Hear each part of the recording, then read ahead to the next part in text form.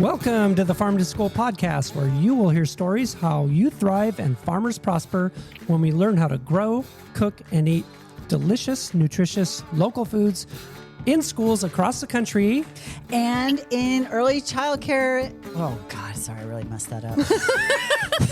She did, but we're going to keep going. And the world.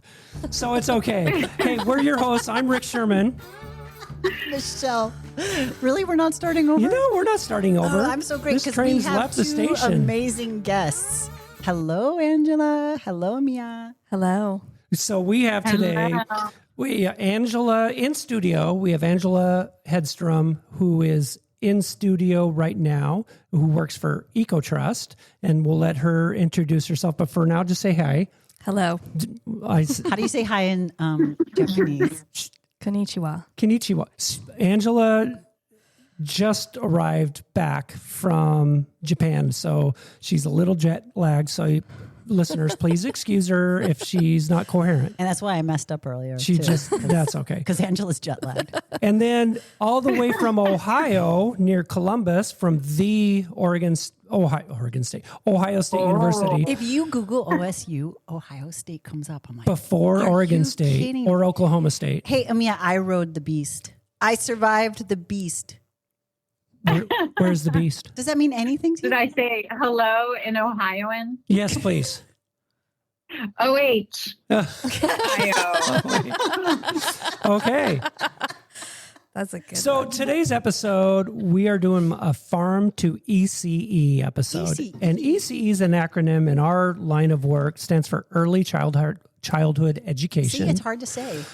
It is. And so we have, like in Oregon, who heads up our farm to ECE efforts is Angela Hedsrom, who lives up in Portland. And she drove on down to where we are in an undisclosed location. So we can't let that out because just anyone will show up. It's a skiff. It's a skiff in the Willamette Valley. Yeah. So we're down here in the farmlands, but she drove down here pretty much from Japan. So she drove here. So, but anyway, farm to ECE, like it's a whole thing. And it's like the kids that are before childhood, the pre-K, we call it. Before childhood. Did I say, okay, I'm not going to edit that out. They know what I mean. Before you've ever been a child. Before kindergarten. So in their childhood, 0 to 5 years old. Farm to womb. But okay, so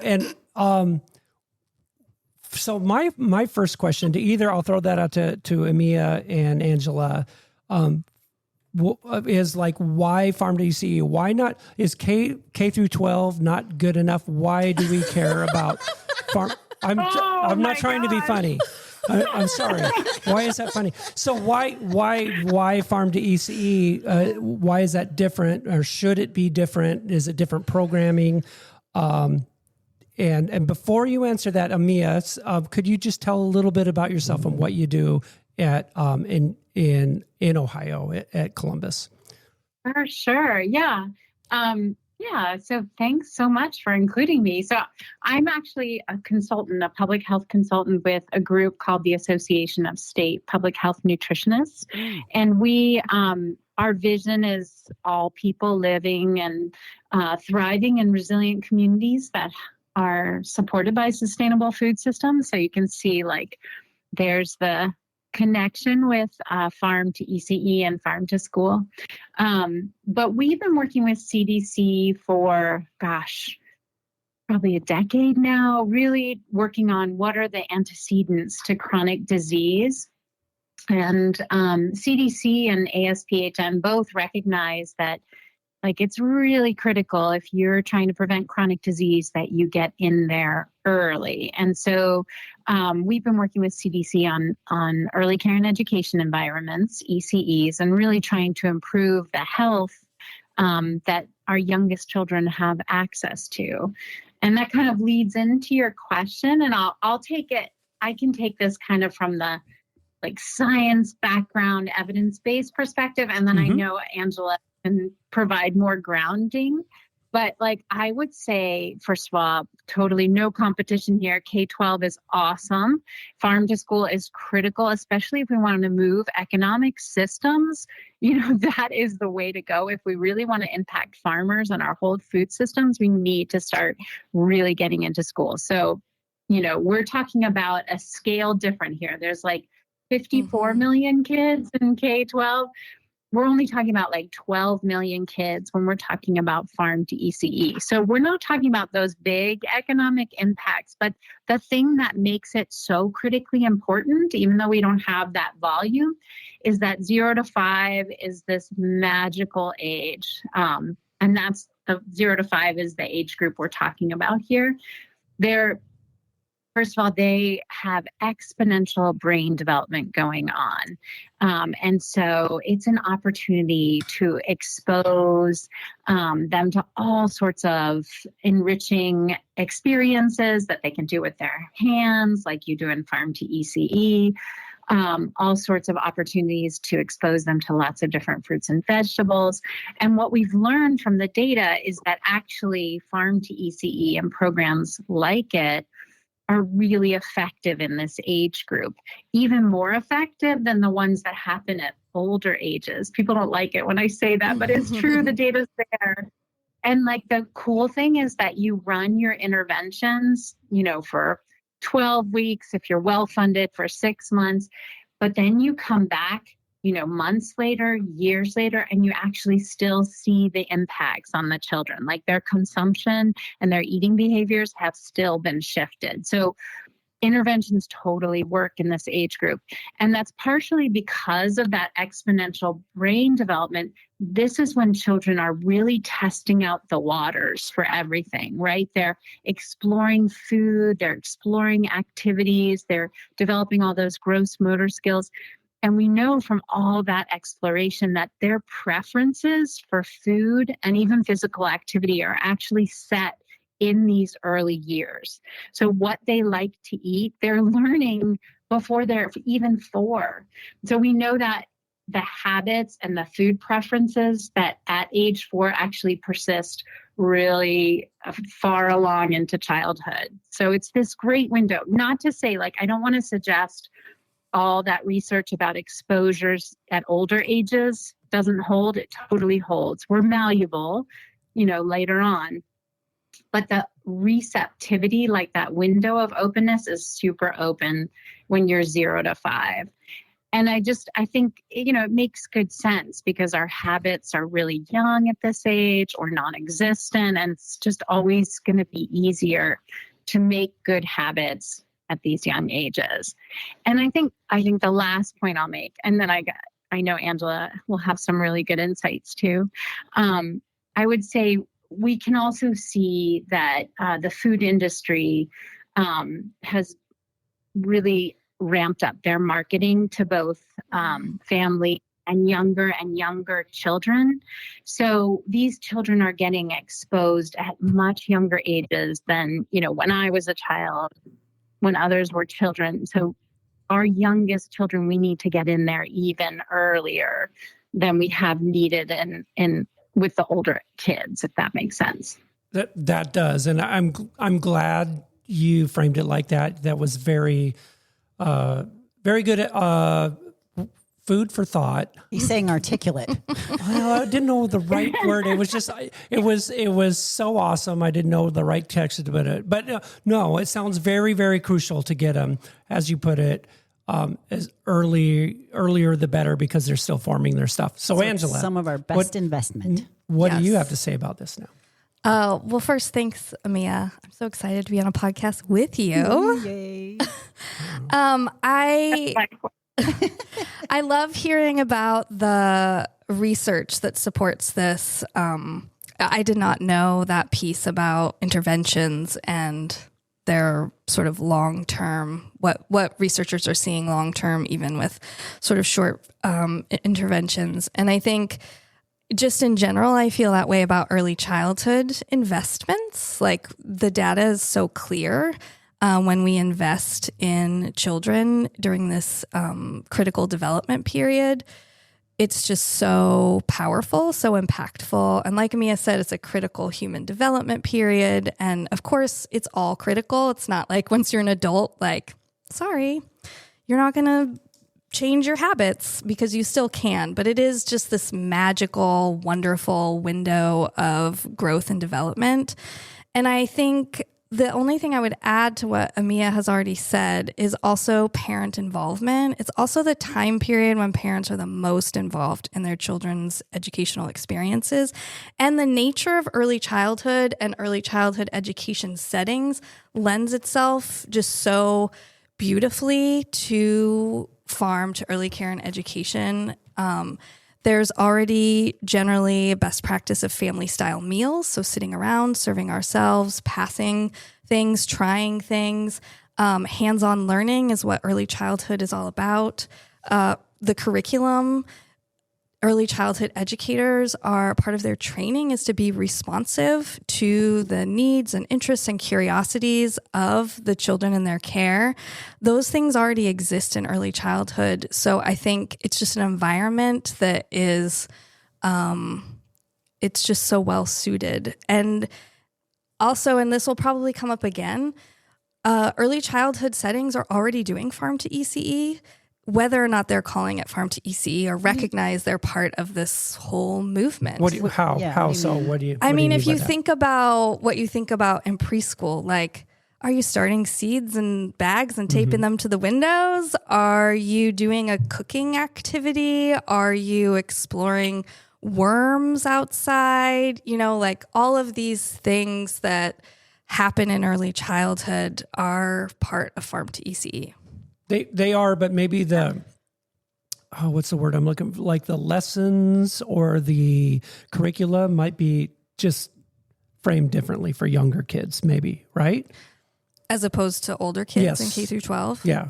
Like a second grade lesson versus a preschool lesson. Well, there's developmental differences. Yeah. Is that what you mean? Yeah. Okay. Yeah. And age appropriateness and how you use tools and all of those things can vary. But I do think that the concepts may not be different. They're just approached differently or experienced differently.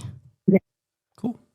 And I love that, Emia, I'm a huge farm to ECE. I guess advocate isn't the right word as a public servant, but, when I was doing my doctoral studies, a lot of people cite some of the research I've done to be a proof point that middle schoolers, eat more fruits and vegetables, are more willing to try them, or increase the frequency or something. I forget exactly what the outcomes were, but about that. And that's just because, there's a significant difference between a control group or, different types of interventions. And I kind of want to say, well, yes. And actually what happens, as you know, is like once you get to 4th or 5th grade, like that's when youth have more autonomy over their food choices and their fruits and vegetables and whole grain consumption plummets. So, school gardens we've seen, at least hypothesize, could be more of a maintenance factor than necessarily increasing fruits and vegetables. And so, so it's like a feeder program. Farm to ECE is the farm to school feeder program. Yeah, it's actually why I really pushed for it. Angela and I were talking just before this, because I used to work at Ecotrust in 2006. And that's where I conceptualized exactly the things you're saying. Like that's when neophobia isn't, at a peak in children's developmental stages. That's when, that's why we went upstream to farm to preschool. Yes. Oh, I love that. Yes, 100%. So sometimes Rick fancies himself a genie in a bottle. Well, I did during the last episode anyway. What I did was I said, I am a genie and I'm granting you one wish. One wish. Money is not an object. This is for you too now. This is, not to put you on the spot, but I guess I'm putting you on the spot. So what could you do? What's needed to make it magical or you can get the message out? What if you could do something for the future of your work and money was no object because you have Rick the Genie that gave you a wish, what would you do? Either Angela or Emia, I don't care. Emia, would you like to start? I can, yeah. I mean, I see farm to ECE as a part of a bigger whole. I think in terms of chronic disease prevention and long-term health, children need both a farm to ECE environment, but also they need outdoor access. Yes. So if I had a magic wand, it would be really to create outdoor preschools across the country that low income as well as middle and high income children, everyone had access, starting with low income though, that, incorporated and integrated farm to ECE, and taking pages from our tribal partners who so many of them do this as just part and parcel of their ECE world. They have, foraging and exploration of what to do. And I just think creating a system that really reconnects children to food and the land and their own sense of relationship to that is, I think, would right so many wrongs. So that would be my genie wish. I love it.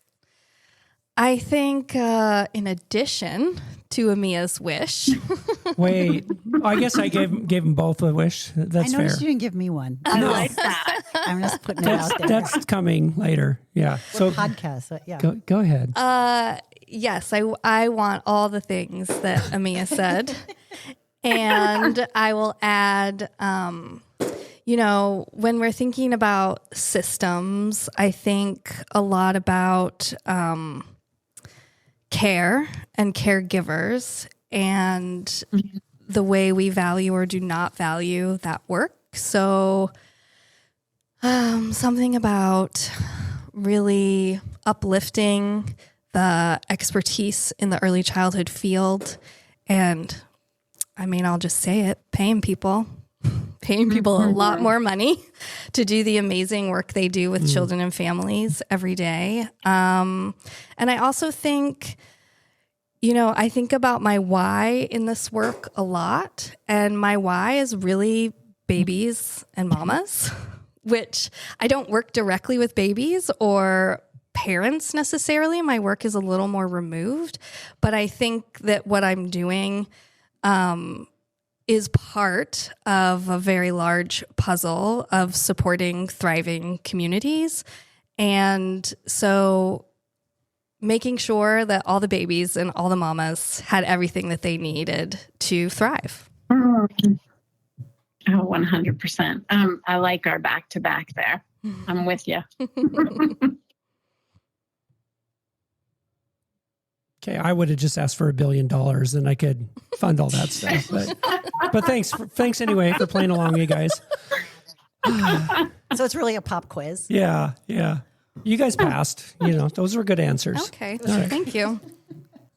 I mean, being younger audience, right? We have farm to school that we talk a lot about, but being a younger audience, I'm just wondering, is there any common myths you both run into in the farm to ECE world?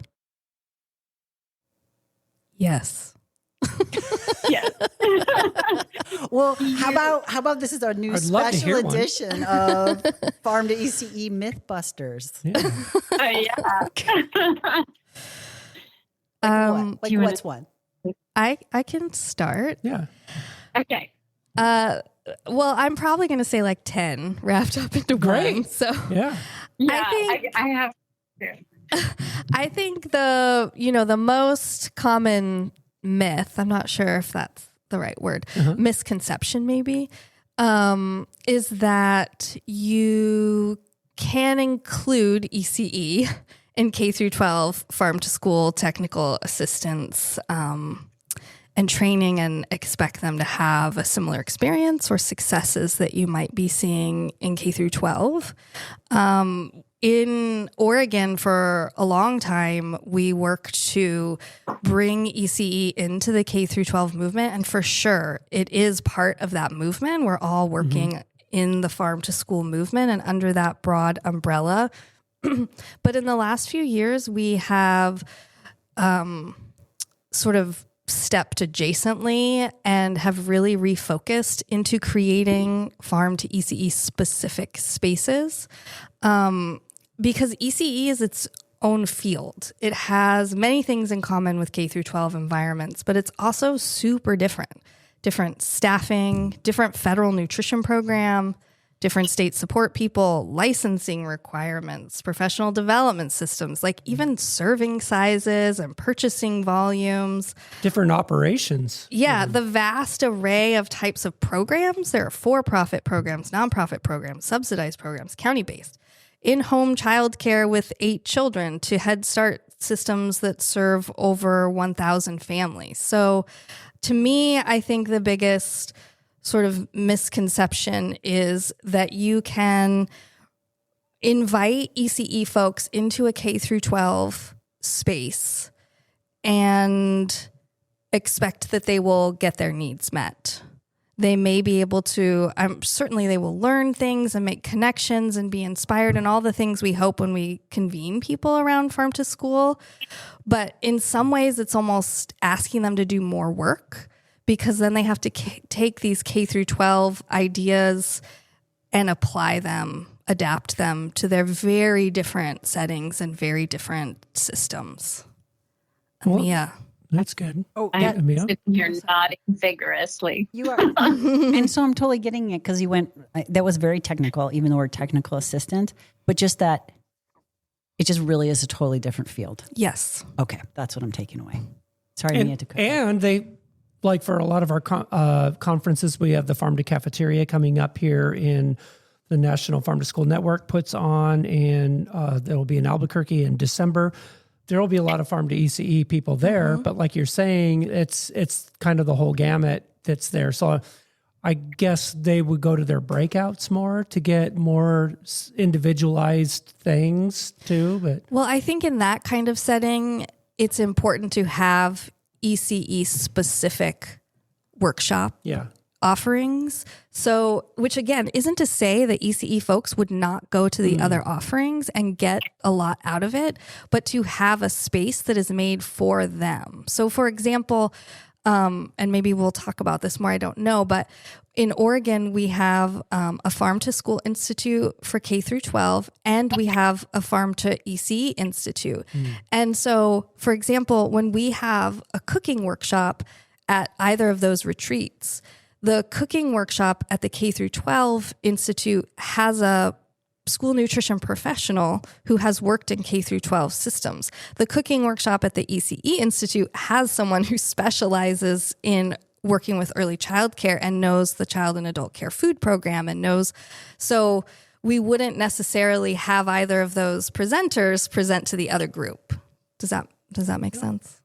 it does to me, and I just appreciate the conversation. Being, my role is in Oregon is everything pre-K to 12. And it's nice to hear this broken down like this so much. It's the more opportunities I have to see it more siloed, I guess, resonates a little bit. So Totally. But what about another myth, Emia? Yeah, I mean, I would build on that even further. I think that was great, Angela. And that was my first thing, is you really can't retrofit farm to school for farm to ECE. But I would even add to that like the idea that I guess you have to have a sense of early care and education world and systems, because I think there's this idea that preschool is really just playtime, that there's, no real identified structure necessarily.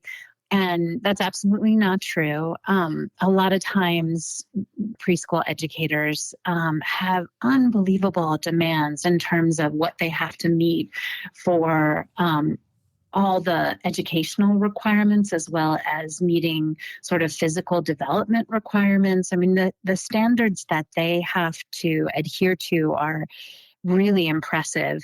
And on top of that, they also have licensing requirements and licensing monitors that come out to visit them very regularly. And if they're on this child and adult care food program, the child nutrition program for early care and education, so it's like the National School Lunch Program, but for early care, if they're a part of that, then they also have the rules and regs related to that, and the people monitoring that program coming out to visit them. Often that is more frequent visit-wise than they go to visit the NSLP site. So there's a lot that educators have on their plate. And as Angela alluded to earlier, they're often paid minimum wage. So they wear 35 hats, but they're underpaid compared to the mass of professions in our country.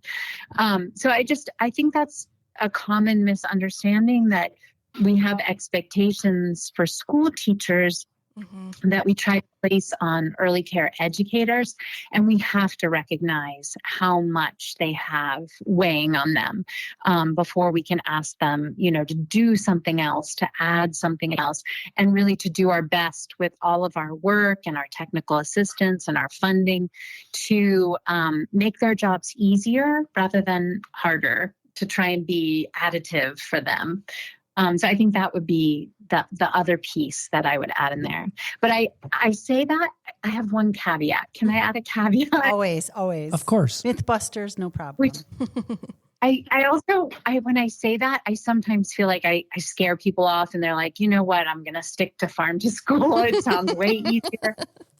But I think the flip side of that is that, like, if you've ever worked with educators, and like, especially my favorite family care providers who are providing care in their home, they are like, oh my God, the most amazing people. And they have patients that just makes you so humble. And their capacity, to love and to give and to do for the children in their care is astounding. So when you bring ideas and resources and opportunities to them and tell them, like, this is going to be so good for the kids in your care, chances are they're like 100% interested. So there's like a great flip side to it too. Yes, that has been my experience as well. Like, most amazing, committed child experts in the early childhood field. Yes. Oh, so fun to work with them along with the kids. Yes. And so can you paint a picture too of like what an early childcare education setting it looks like? Because my sense is it's very different all over. Mm-hmm.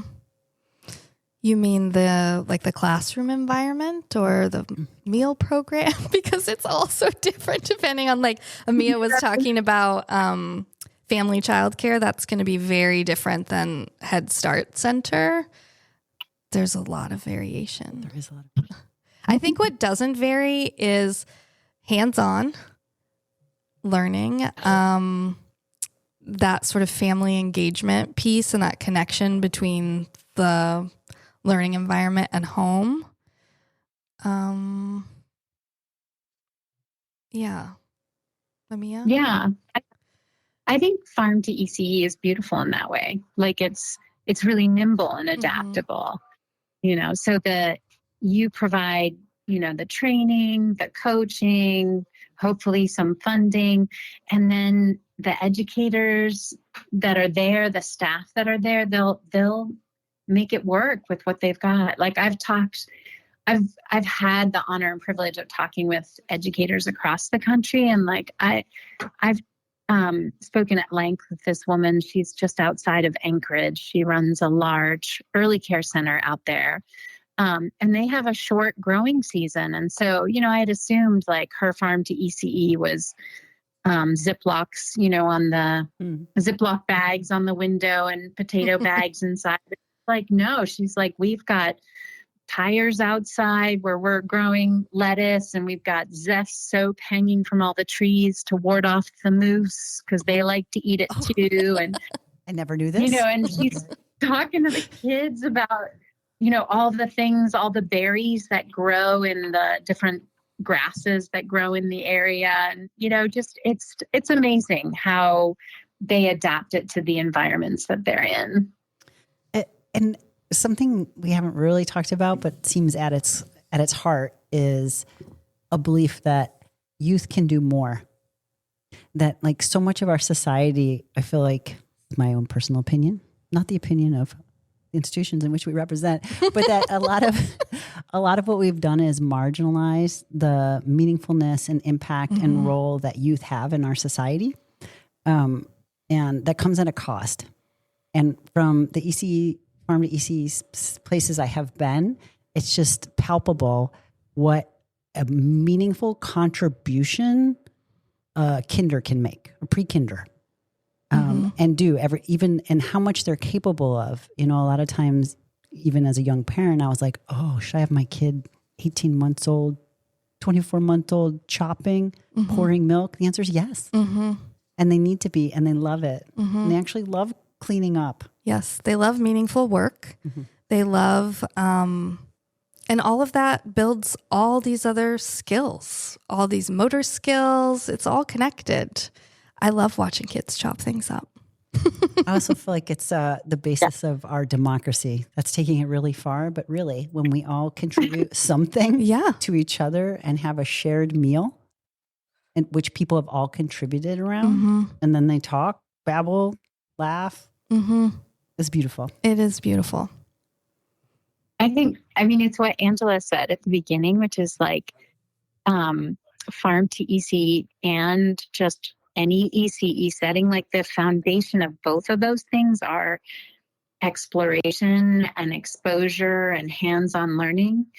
And so, and all of that fosters self-agency and that like sense of confidence that I can do these things, I can explore on my own, I can cut vegetables on my own. And all of that is just critical to developing a healthy, capable adult. Well, there's so much we could talk about this topic. And I'm just wondering, is there anything else we want to make sure we cover today? I have one more thing. I love one more thing. Everybody gets one more thing, including one more thing. Okay. And me. I would just like to put out there, Emia has done amazing work in gathering funding lists for farm to ECE. I will say, generally speaking, ECE programs don't have access to many of the funding opportunities for garden and farm-based education as K through 12 do. Why is that? I don't know. This is my question. Okay. I just gave her like $1 billion. That's true. And I think how we fix that. If you come across a garden grant that's for elementary age, often it excludes preschool. Some community funders here in Oregon, who are big supporters of environmental education and garden-based education, do not have early childhood in their portfolio. So these are just things that I would love to see more of. I would love to see ECE, even though I'm here saying it's so different, it's this different field, for them to have more access to some of these funds that exist in the K through 12 space, so they can build outdoor gardening spaces. And I think that's happening more and more. I want to see more of it. I'm also seeing so much creativity and resourcefulness in the ECE space when it comes to grant writing. For example, they might have access to literacy grants that are specific to early childhood. And we're working with a Head Start program in Southern Oregon who was given a literacy grant, and their literacy grant focused on their farm to ECE work. So it was about building up their library with food and agriculture related books and activities that brought families into that as well. So there are ways to get around that. And yet I would love to see more grants supporting farm to ECE. Yeah, I'd love to just echo that a little bit. We were in such good shape at the end of of last year, they were going to release, as a part of the local food for schools, for the first time ever, they were going to have designated funds for childcare along with the local food for schools. So we were going to have USDA was going to release close to $200 million that was designated for childcare, and that was canceled in March. And they released the farm to school grants, which does allow for ECEs and states interested in expanding farm to ECE. So it does include those applicants, but that's only 18 million, and that's a pool for both farm to school and ECE. So it's just going to be really competitive. But I did want to plug, there are two bills. I shouldn't say plug. I did want to share information about two bills. Both, there's one in the Senate and in the House, that both have bipartisan support for local farmers expanding access to their food to school families and hopefully childcare. It always depends. As Angela pointed out, it always depends on the wording that they use. And sometimes they'll say K-12 and then we're out of luck. But if they say, farm to child nutrition programs, then ECEs that are participating in that CACFP program can apply or get the gains from that grant. Or even better, if they say just farm to 0 to 18 years of age, then we really have wider access. So I think it's a tricky one. And as Angela said, ASPHN has been trying really hard to create resources for states and regions to get grants so that they can then provide funding to multiple ECEs in their area, just because it is really underfunded. Well, and we will have links in the show notes to those different bills that are being under consideration at the time of this recording, which is October 2025. Yay, Farm to School Month. Woohoo! And Emia and Angela, thank you both so much for joining us today to have a great conversation. Thank you for having me. Yeah, it was really fun. Thanks for the laughter and putting up with us. Farm to School. Thank you so much. No problem. Farm to School was written, directed, and produced by Rick Sherman and Michelle Markiston, with production support by Leanne Locker of Oregon State University, and was made possible by a grant by the United States Department of Agriculture. The content and ideas of the Farm to School podcast do not necessarily reflect the opinions of Oregon State University or the United States Department of Agriculture. The USDA and Oregon State University are equal opportunity providers and employers. Do you want to learn more about Farm to School? Oh my gosh, who doesn't? I do. Or Farm to ECE. Or thank you. Yeah. Or farm to 0 to 18-year-olds.com. I was like, that is the longest URL. Check out all of that stuff and other episodes, show notes, contact information, and much more by Googling Farm to School Podcast, OSU, not Ohio State University. Sorry, Oregon State University. We would love to hear from you. Nothing against Ohio. Go Buckeyes. Bye. Goodbye, everybody. Thanks you, Angela. for listening. Thanks, Mia. Thank you. Bye. Thanks so much.